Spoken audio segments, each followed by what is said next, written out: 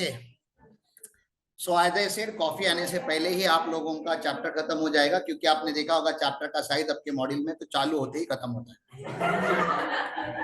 काश जिंदगी भी ऐसी इतनी आसान होती कि यहाँ चालू यहाँ खत्म, लेकिन ऐसे नहीं है। तो अकाउंटिंग पॉलिसीज के ऊपर हमारी बातें हो चुकी है, कुछ भी नहीं है, nothing to be taught.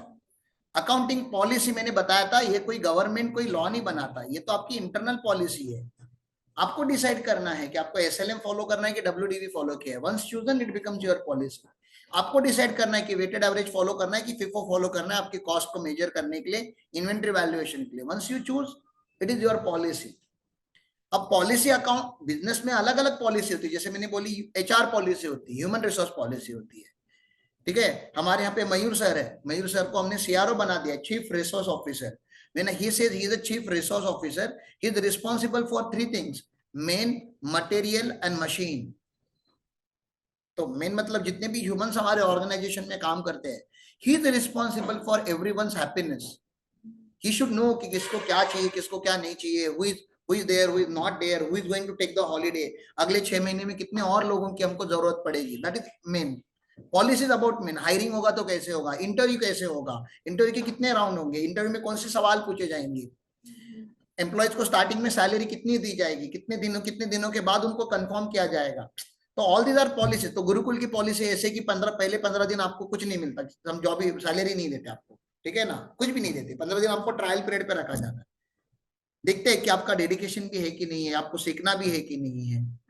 15 days के बाद आपका इंटरव्यू होता है। इंटरव्यू होने के बाद 3 महीने आप लोगों को ट्रेनिंग पीरियड में रखा जाता है, where we pay you but as a training. आपको ट्रेन किया जाता है आपको पर्टिकुलर जॉब के लिए, और 3 महीने के बाद आपको एक्चुअली जॉब ऑफर किया जाता है। तो ये क्या हो गई हमारी पॉलिसी। कौन सी पॉलिसी? मेन की पॉलिसी, हायरिंग की पॉलिसी, ठीक है ना। दूसरा, मशीन की पॉलिसी। मशीन की पॉलिसी हमने बताई है कि जो मशीन यूज करता है, जो भी मशीन यूज करता है, ही is responsible for that machine. तो अभी ये वाला लिनो का लैपटॉप नहीं यूज कर रहा हूं, तो इसका टेक केयर करना मेरी रिस्पॉन्सिबिलिटी है। ये खराब होता है, कुछ भी होता है, मुझे आके इनको बताना पड़ेगा कि सर ये खराब हो गया। अच्छा, अगले 6 महीने में अगर हम 15 लोगों का स्टाफ बढ़ा रहे हैं, तो उसके साथ साथ हमको क्या बढ़ाना पड़ेगा? मशीन भी बढ़ाना पड़ेगा ना। मशीन मतलब do not think only about computer. Computer रखने के लिए टेबल भी तो लाना पड़ेगा पहले। और वो क्या घर से चटाई लेकर आएगा क्या एम्प्लॉय? बैठने के लिए क्या लाना पड़ेगा? चेयर भी लाना पड़ेगा। और ये सब कुछ रखने के लिए पहले ऑफिस का तो एक्सपांशन होना जरूरी है। मतलब पहले बिल्डिंग लानी पड़ेगी, फिर फर्नीचर बनाना पड़ेगा, फिर चेयर्स लाने पड़ेंगे, फिर वो कंप्यूटर आएगा, फिर उसमें इंटरनेट कनेक्शंस आएगा। Lot of thing has to be done. मतलब असेट्स का आपको पहले एक्सपांशन करना पड़ता है। और मटेरियल मतलब भैया आज शाम को नाश्ते में क्या खाएंगे, महीना भर ऑफिस में क्या क्या यूज होता है, शक्कर खत्म हो गई है, चाय पाउडर खत्म हो गई, कॉफी पाउडर खत्म हो गई, ये किसकी रिस्पॉन्सिबिलिटी? तो मटेरियल वाले की। तो he the chief resource officer. I am not saying everything he has to do. उसके नीचे जूनियर्स होते हैं, वीपी रिसोर्स, एवीपी रिसोर्स, फिर स्टाफ। तो he has to get it done, he is the somebody who is responsible। तो ये कौन से लोग हो गए? मैंने बता दिया आपको, जो मैन मटेरियल मशीन की पॉलिसीज बनाते हैं। एडिशनल चीजें बता रहा हूं आपको, क्योंकि चैप्टर में बताने जैसा मेरे पास कुछ भी नहीं है। चैप्टर तो पढ़ा के मेरा हो चुका है। मैं बता रहा हूं ये अलग अलग पॉलिसीज है। आपने इसमें कहीं पे भी ये नहीं देखा कि मैं अकाउंटिंग कैसे करूंगा। आप समझ रहे हो? अकाउंटिंग की पॉलिसी कौन बनाते? तो हमारे ऑफिस में सीएफओ साहब है, सीआरओ साहब है, चीफ रिसोर्स ऑफिसर है, सॉरी सीओओ है, चीफ ऑपरेटिंग ऑफिसर्स है विनायक विश्वनाथ सर, ठीक है ना, and chief financial officer Vijay sir. ये लोग क्या करते हैं? फाइनेंस और अकाउंट्स की पॉलिसी बनाते हैं। ये लोग बताते हैं कि लेजर कैसे क्रिएट होगी कंपनी में, क्योंकि लेजर क्रिएशन एक इंपॉर्टेंट चीज है। आप कोथिंबीर अकाउंट नहीं बना सकते। आज धनिया खरीद के लाए तो कोथिंबीर account purchase to cash bank account, you can not do that. दूध आया तो आप मिल्क अकाउंट नहीं बना सकते, बिस्किट आया तो बिस्किट अकाउंट नहीं बना सकते। तो लेजर कौन सा बनेगा, वो कौन डिसाइड करता है? तो ये लोग डिसाइड करते हैं कि उस लेजर का नाम क्या होगा। हम पिकनिक पे गए तो पिकनिक अकाउंट नहीं बन सकता, पिकनिक एक्सपेंस अकाउंट नहीं बन सकता, picnic expense account debit to cash bank account. तो उसका नाम होता है स्टाफ वेलफेयर अकाउंट, तो वो स्टाफ वेलफेयर अकाउंट बनाना होता है। तो there are certain thing that you should know कि ये मैच्योरिटी के साथ आता है कि लेजर का नाम क्या होना चाहिए, लेजर का अरेंजमेंट कैसे होना चाहिए। क्या चीज हमारे लिए मटेरियल और क्या चीज हमारे लिए इमटेरियल है। ये भी तो मटेरियलिटी भी तो एक पॉलिसी हो गई ना। कितना पैसा, जैसे मैं बता रहा हूँ 100 200 500 रुपए की अगर चीज खरीदनी होती है, 1000 5000 रुपए तक की अगर चीज खरीदनी होती है, तो कोई डिस्कशन करने की जरूरत नहीं है। जो ऑफिसर गया है मार्केट में वही डिसीजन ले, वही परचेस करके आ जाए। लेकिन अगर 5 लाख की चीज खरीदनी है, तो मैंने बोला है कि आप जो 6 चीफ ऑफिसर्स हो वो बैठो, डिस्कस करो, अप्रूवल करो, उसके बाद परचेस करो। ये क्या हो गई, पॉलिसी हो गई, फाइनेंस की पॉलिसी होगी कि पैसा कैसे यूज होगा हमारा। तो हर चीज की पॉलिसी होती है। हम इस चैप्टर में जो बात कर रहे हैं स्पेसिफिकली हम बात कर रहे हैं भैया कौन सी पॉलिसी की, कि हमारे ऑर्गेनाइजेशन में अकाउंटिंग कैसे होगा। मैं तो आपको सब्जेक्ट के बाहर की बातें बता रहा हूं, सब्जेक्ट की बाहर की बातें बताओ। सर हमारी अकाउंटिंग बुक में होगी, बुक मतलब समझते हो ना, जैसे आप करते हो जनरल राइट एंट्री, आप जब एडमिशन लेते हो तो आपको जो रिसिट दी जाएगी फी रिसिट, वो फिजिकल होगी कि डिजिटल होगी। ये भी एक पॉलिसी है कि फी रिसिट कैसे इश्यू होगी। फी रिसिट कौन इश्यू करेगा, आपने कभी भी देखा है मुझको फी रिसिट इश्यू करते हुए? आपसे मैं ओनर हूं ना यहाँ का, मैं फाउंडर हूं, तो यूजुअली पैसे कौन रिसीव करता है किसी भी दुकान में? ओनर। लेकिन आपने मुझको कभी भी पैसे रिसीव करते हुए या कोई आपको रिसिट इश्यू करते हुए या आपको आपका एडमिशन फॉर्म फिलअप करते हुए या आपको डिस्काउंट देते हुए आपने देखा ही नहीं मुझे, क्योंकि हमारी पॉलिसीज क्लियर है, ये काम ये करेगा। There are academics officers in our organisation, ये काम आपका है। हम लोग ध्यान भी, मैं तो ध्यान भी नहीं देता वो सबके ऊपर, वो तो विजय वगैरह थोड़ा बहुत ध्यान देते हैं, देखते हैं क्या है बाबा, फी का कलेक्शन क्या है कैसा है। लेकिन I don't even look at it. Vinayak sir is there, and now Aditi, you must be knowing. Aditi is working on it. So there are people who are assigned to it. मैं क्यों करूं वो सब, ये हमारी policy हो गई जो अकाउंटिंग के रिलेटेड है। फिर हमें बुक्स मेंटेन करने सॉफ्टवेयर के ऊपर, हमने बोला नहीं फिजिकल बुक नहीं मेंटेन होंगे, एक्सेल में तो हो ही नहीं सकते क्योंकि बहुत ज्यादा डेटा होता है, तो सॉफ्टवेयर यूज करना पड़ेगा। और सॉफ्टवेयर में दुनिया भर की वैरायटी होगी मार्केट में। अकाउंटिंग सॉफ्टवेयर एक तो थोड़ी ना, क्या है, ईआरपी सॉफ्टवेयर है, जोहो बुक्स है, टैली है, टैली में भी वर्जन है, टैली वर्जन 1 है, 2.0 है, 3.0 है, ईआरपी है, उसमें भी कौन सा अकाउंट लेना है, मल्टी यूजर लेना है कि सिंगल यूजर लेना है। तो हमने डिसाइड किया कि हम टैली प्राइम का 3.0 का मल्टी यूजर लाइसेंस लेंगे। ये हमारी पॉलिसी बन गई साहब कि हम टैली के ऊपर अकाउंटिंग करेंगे। पहले हमारे यहाँ पे अटेंडेंस नॉर्मल लगता था, पूछते थे भाई आ गया नहीं आया, ओके। अब हमने थंब रखा हुआ है, बायोमेट्रिक रखा हुआ है, उसको बायोमेट्रिक मशीन बोलते हैं कि आप आते हो ऑफिस में तो आप थंब लगाओ, जाने के टाइम पे थंब लगाओ। तो मैं उस दिन पहले क्या होता था, कोई एक बंदा रहता था जो बोलता था नहीं नहीं उस दिन आप जल्दी चले गए थे, बाद में मंथ एंड में आर्ग्यूमेंट, नहीं नहीं मैं उस दिन जल्दी नहीं गया था, मैं तो लेट तक रुका था। अभी थंब है तो क्या हो गया, आर्ग्यूमेंट वगैरह की बात ही नहीं, एलिमिनेट हो गया वो सब चीजें। आए थे नहीं आए थे, अटेंडेंस था, गलती से अब्सेंटी लग गया था, कोई बात ही नहीं है, सॉफ्टवेयर है। ये पॉलिसी हो गई हमारी। तो जो किताबों में नहीं लिखा मैं वो भी चीज आपको बता रहा हूं। हमारा अकाउंटिंग ईयर क्या होगा ये भी हमारी पॉलिसी है। लेकिन मैं पॉलिसी करके मैं अकाउंटिंग ईयर दिसंबर पे क्लोज नहीं कर सकता, क्योंकि इनकम टैक्स बोलता है मार्च पे क्लोज करना है, कंपनी लॉ बोलता है मार्च पे क्लोज करना है, और मुझे कंपनी और इनकम टैक्स दोनों लगता है, तो मुझे उनका सुनना पड़ेगा। I can not override the law by creating a policies. आपको ये भी पता होना चाहिए कि मेरी औकात कितनी है। हमारे 6 चीफ ऑफिसर्स की औकात लॉ को ओवरराइड करने की नहीं है। लॉ के अंदर पॉलिसी होती है, पॉलिसी के अंदर लॉ नहीं होता। तो ये सारी चीजें मैं आपको पहले से पढ़ा। सर पॉलिसी कैसे होनी चाहिए, कंसिस्टेंट होनी चाहिए कि इनकंसिस्टेंट होनी चाहिए? कंसिस्टेंट। लेकिन क्या इसका मतलब नॉन फ्लेक्सिबिलिटी है कि पॉलिसी कभी बदलेंगी नहीं, रिजिड रहना है, आपको इंप्रूव करना ही नहीं है, एक बार करना चालू किया तो वैसे ही करना है, ऐसा मतलब होता है क्या कंसिस्टेंसी का? नहीं, consistency can be broken, but because consistency is a fundamental assumption of accounting. ये लैंग्वेज समझ में आ रहा है भी आपको? Consistency is one of the fundamental assumption of accounting. Going concern and accrual के अलावा और कौन सा है तीसरा? Consistency is the fundamental assumption of account. जब भी कंसिस्टेंसी टूटेगी तो आपको डिस्क्लोज करना पड़ेगा। AS1 बोलता है, AS1 बोलता है कि आपको लिखना पड़ेगा कि क्यों आपने पॉलिसी बदली और बदलने से आपके ऊपर क्या बेनिफिट हुआ, क्या उसका इफेक्ट हुआ, वो लिखना पड़ेगा। और पॉलिसी 3 ही सर्कमस्टेंसेस में बदली जा सकती है। Consistency can be broken only under 3 circumstances, वो भी आपको पता है, बताइए? Change in law, change in accounting standard, and for improved or better presentation of financial statement. इन तीन सर्कमस्टांसेस में आप कर सकते हो। उसमें कि भी पहले दो में तो आपको चॉइस नहीं है, क्योंकि वो तो लॉ ही बदल गया, स्टैंडर्ड ही बदल गई। तीसरा आपके पास क्या है? चॉइस है कि हाँ भाई ये पॉलिसी करूंगा तो मेरा इंडस्ट्री के साथ मैचिंग हो जाएगा, this is better than the earlier policy, तो यस यू कैन चेंज। ठीक है, बस उतना ही है चैप्टर में, और कुछ नहीं है। सर आप जब पॉलिसी सिलेक्ट करोगे अगेन ऐसे करोगे क्या? 6 मेथड है डेप्रिसिएशन के, 6 चिट्ठी पे लिखोगे, ठीक है ना। मैनेजमेंट बैठी है, सारी बोर्ड ऑफ डायरेक्टर बैठे हैं, और आप ऐसे उड़ा रहे हो, ओ उड़ाया, अभी एक सिलेक्ट करूंगा, ये हमारी WD, ऐसा कि कुछ बेसिस होगा पॉलिसी बनाने के लिए, लॉजिकल होना चाहिए ना पॉलिसी, आपकी इंडस्ट्री को सूट भी तो करना चाहिए। तो उन्होंने बोला सबसे पहले तो पॉलिसी सिलेक्ट करने के टाइम पे आपको यूज करना पड़ता है प्रूडेंस, मतलब common sense, common sense use करो।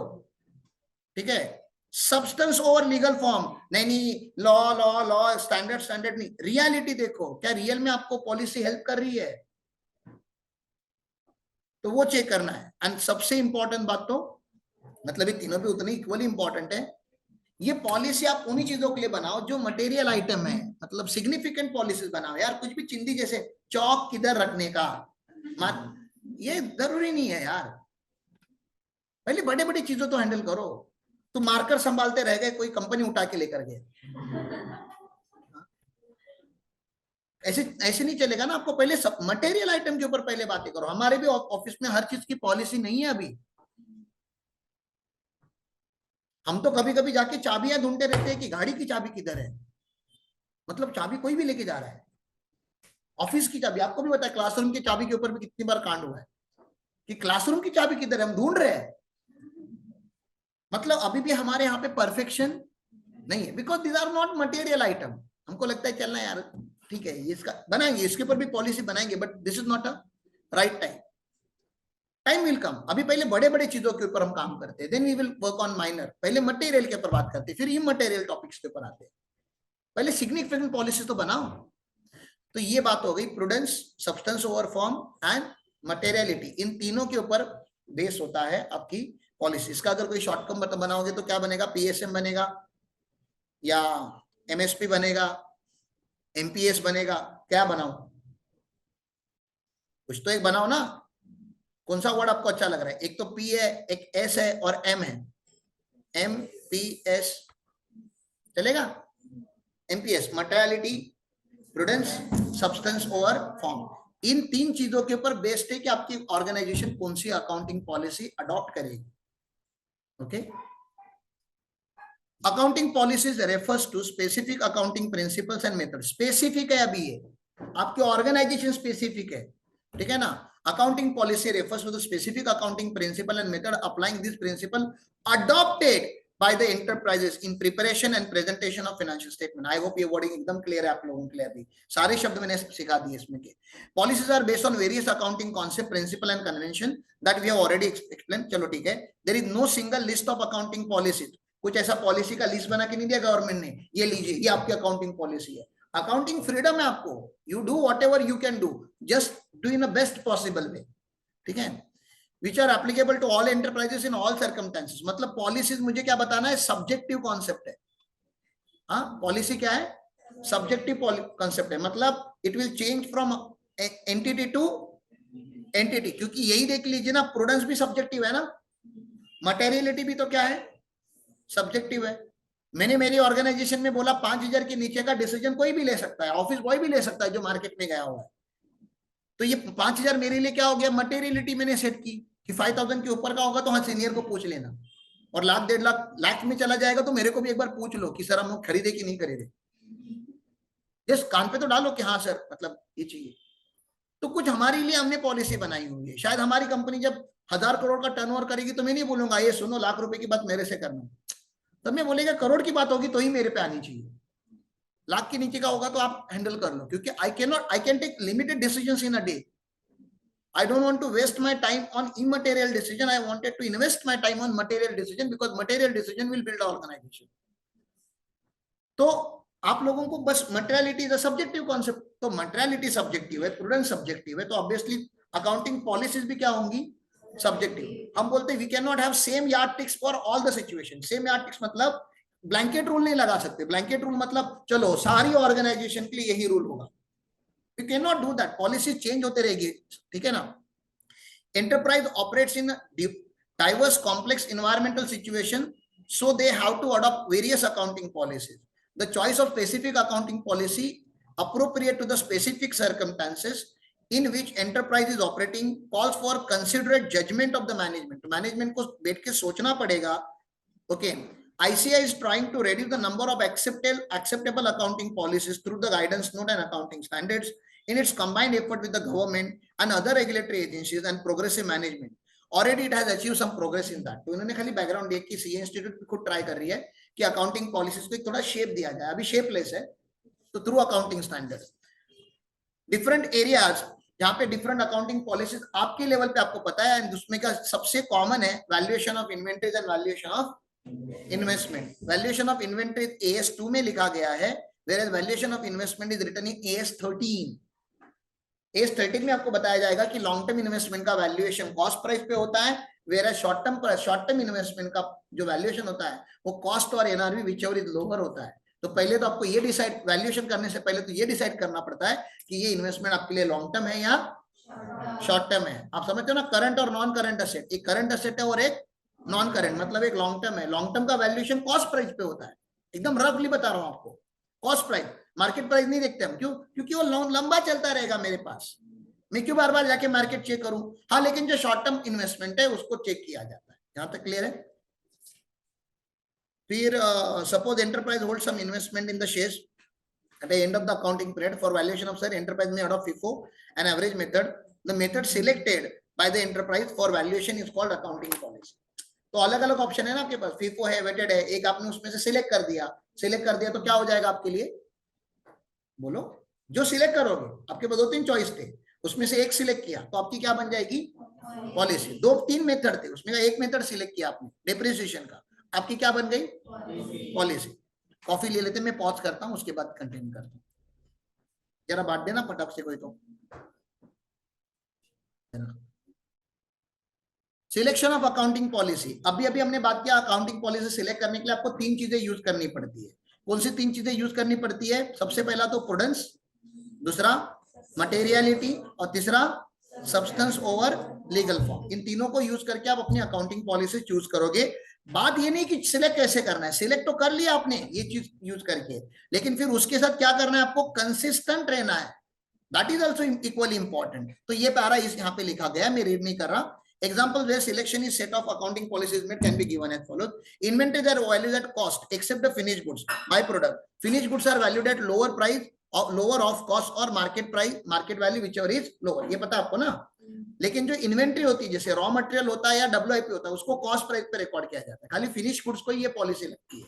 ये आपकी क्या बन गई, accounting policy. Investment, long term is valued at there cost and provision for permanent diminution in the value has been made wherever necessary. Permanent diminution मतलब value permanently खत्म हो गई। जैसे आपका किंगफिशर एयरलाइंस में इन्वेस्टमेंट था, अब आपको पता है किंगफिशर एयरलाइंस कभी ऊपर नहीं आने वाला, ठीक है ना, तो वो ऑलमोस्ट खत्म हो गया, तो उसमें कॉस्ट पे नहीं रिकॉर्ड करने का, फिर वो एक्सेप्शनल प्रोविजन है जो AS13 आपको पढ़ाएगा, ठीक है, मैं नहीं पढ़ाऊंगा। समटाइम रॉन्ग और inappropriate treatment is adopted for the item in the balance sheet and profit and loss account and other statement.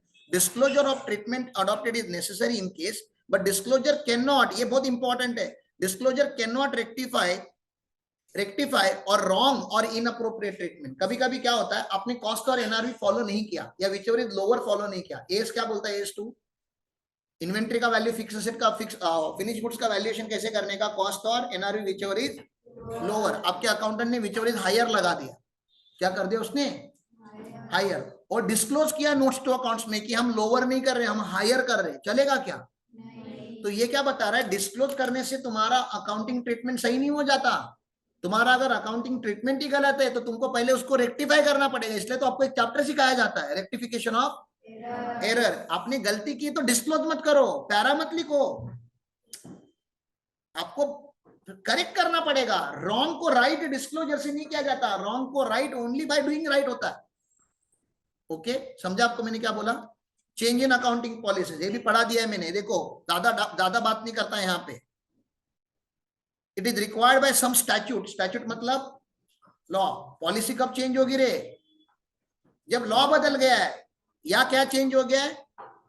Compliance with accounting standard. ये याद है आपको? ये दो चीजें हो गई ना, change in statute and change in law. And third क्या मैंने बताया था कब पॉलिसी बदलेगी?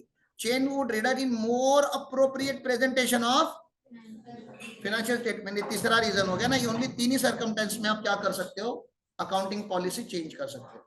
ये समझा आपको? बस हो गया। इसके बाद क्वेश्चन आंसर करना, चैप्टर ओवर। मुझे पता था कॉफी आने से पहले मैं चैप्टर खत्म कर दूं। So let us summarize this particular chapter because it's very easy chapter. Accounting policy refers to, देखो आपको ultimately यही याद रखना है, accounting policy refers to specific accounting principle and methods applying these principles adopted by the enterprise. तो specific accounting principal बहुत सारे हैं, उसमें से आपने जो लिया वो आपकी पॉलिसी हो गई। अकाउंटिंग मेथड बहुत सारी है मार्केट में, आपने जो से लिखा वो आपकी क्या बन गई? पॉलिसी। अब ये क्यों कर रहे हो आप? Because you have two task to be done, preparation and presentation of financial statement. Preparation पूरा साल चलता है, मैंने बताया आपको, रोज जर्नल एंट्री होती है, रोज पोस्टिंग होती है, वो क्या प्रिपरेशन। प्रेजेंटेशन तो आप ईयर एंड में करते हो, फाइनल अकाउंट बनाते हो, जब शेड्यूल 3 बनाते हो तब, ठीक है। Policies are based on various accounting concept, principle and convention, जो आपने ऑलरेडी पढ़ के रखे हुए। The major characteristics which should be considered for the purpose of selection and application of accounting policies are, बताओ आपने याद रखा था उसको, प्रूडेंस आपको अप्लाई करना है, substance over legal form apply करना है, एंड मटेरियलिटी अप्लाई करना है। Change in accounting policies can be made, yes can be made, should not be made, क्योंकि आपको कंसिस्टेंटली फॉलो करना है। तो पहला आपका आंसर तो नहीं होना चाहिए, कहना चेंज माई पॉलिसीज, तो answer is no, because you should be consistent. That's the fundamental assumption of accounting. But yes, under 3 circumstances you may change your accounting policies. पहला है, it is required by some law, some statute. It is required by compliance with accounting standard. And third and most important, for more appropriate financial presentation of financial statement, better and improved financial statement, हम इसको ऐसे भी बोल सकते हैं।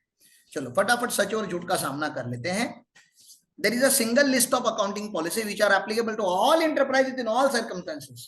Blanket है नहीं, subjective है, it changes from organization to organization and circumstances to circumstances, ठीक है ना। Selection of accounting policy does not impact financial performance and the financial position of the business. ऐसे कैसे? Selection of accounting policy impact करेगा, आपका depreciation अगर change होगा तो asset की value कम होगी, आपने डेप्रिसिएशन बढ़ा दिया मेथड चेंज करने की वजह से, तो आपकी पोजीशन ही बदल गई ना, तो ये भी फॉल्स है। Change in accounting policy should be made as and when the business like to show result as per their choices. उनके बाप की मर्जी है कि कभी भी अकाउंटिंग पॉलिसी बदल सकते हैं, नहीं, तीन ही सर्कमस्टेंसेस है, change in statute, compliance with accounting standards and for better presentation of financial statement. यहां तक क्लियर है? चलो आगे। Choosing FIFO or weighted average method for inventory valuation is a selection of accounting policy. True ना? कौन सी method करनी होगा आपके लिए? क्या है? Accounting policy. Selection of inappropriate accounting policy decision will overstate the performance and financial position of the business of entity every time. Every time जरूरी नहीं कि every time overstate ही करें। overstate करना, overstate of performance मतलब profit बढ़ा के दिखाना, profit बढ़ा के दिखाना। प्रॉफिट बढ़ा के दिखाना मतलब आपने ऐसा कोई मेथड चूज किया जिससे आपके खर्चे कम हो रहे, जैसे डेप्रिसिएशन की अमाउंट कम हो गई, लेकिन ऑल द टाइम ऐसा नहीं हो सकता ना, ऑल द टाइम पॉसिबल नहीं है। कभी कभी आपका प्रॉफिट कम भी हो सकता है, डेप्रिसिएशन बढ़ गया तो प्रॉफिट कम हो गया ना। Valuation of closing stock, valuation of closing stock, closing stock बढ़ने से आपका प्रॉफिट बढ़ता है, लेकिन क्लोजिंग स्टॉक की वैल्यू कम होने से प्रॉफिट कम होता है। और क्लोजिंग स्टॉक का इस साल अपने वैल्यू बढ़ा दिया तो अगले साल का ओपनिंग स्टॉक का वैल्यू बढ़ जाएगा। तो इस साल का तो अपने प्रॉफिट बढ़ा लिया, लेकिन अगले साल का प्रॉफिट कम होगा, तो हर बार ज्यादा ही प्रॉफिट मिलेगा, हर बार ओवरस्टेट ही होगा, ये बोलना सही नहीं, ये बोलना गलत है, ठीक है ना। आंसर देख लो आप, लास्ट वाला जरा देखो, इट कुड अंडरस्टेट और ओवरस्टेट, दोनों पॉसिबिलिटीज है। आपने रॉन्ग अकाउंटिंग पॉलिसी ली तो ओवर स्टेटमेंट भी हो सकता है, और हमको ओवर स्टेटमेंट भी नहीं करना है, और हमें स्टेटमेंट करना है। स्टेटमेंट मतलब जो है, जैसा है, जो रियल है, हमको वो शेयर होल्डर को बताना है, ना बड़ा चढ़ा के बताना है, ना उसको ऐसा कंसाइज करके छोटा करके बताना है। Okay,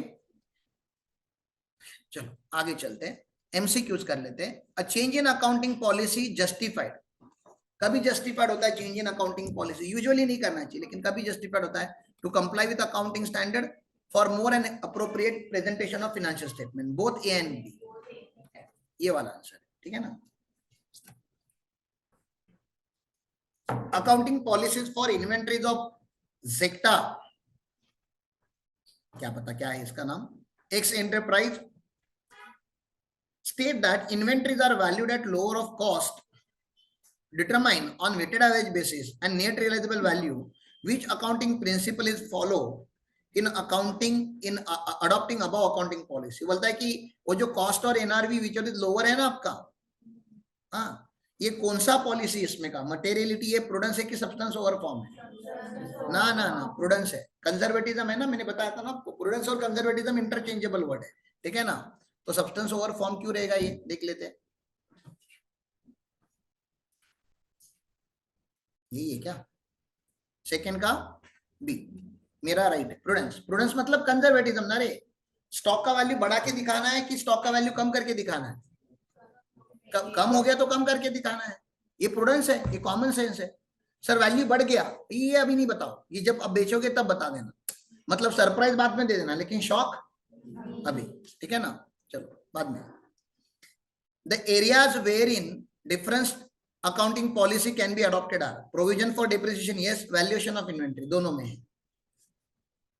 selection of inappropriate accounting policy decision में, गलत आपने डिसीजन लिया है तो क्या क्या हो सकता है आपके साथ, overstate the performance and financial position of the entity, understate और overstate financial performance and financial position of the entity, overstate financial performance, तो पहले वाले में तो ओवरस्टेट ही आ रहा है, तो ये गलत है, दोनों हो सकता है ना, ओवरस्टेट भी हो सकता है, अंडरस्टेट भी हो सकता है। Accounting policies refers to specific accounting principle methods, both A and B, both A and B, बस हो गया, इजी है ना। तो यहाँ पे और एक चैप्टर हमारा खत्म।